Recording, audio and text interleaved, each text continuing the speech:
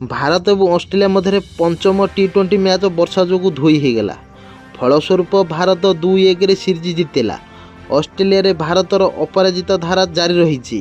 5 match विशिष्ट series रे 1-0 पराजय फेरिया पर भारत प्रथमे समान स्थिति में पहुँचला एवं पर चतुर्थ मैच जीति 2-1 आगुआ होगला।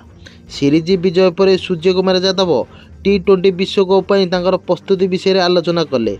से कहले जे ऑस्ट्रेलिया दक्षिण आफ्रिका और न्यूजीलैंड विपक्ष में खेलिबा विश्वकप उत्कृष्ट प्रस्तुति हेब। सूर्यकुमार महिला दल विषय में उल्लेख कले।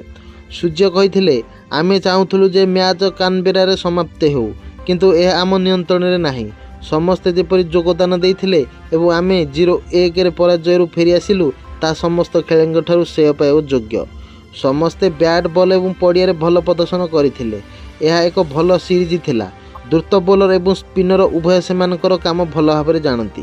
भारतीय अधिनायक कहते बुमरा एवं अस्तिफ एक घातक जोड़ी एवं तापर अक्षर पटेल बरुण आछंती एवं जहाँ कहते करुछंती।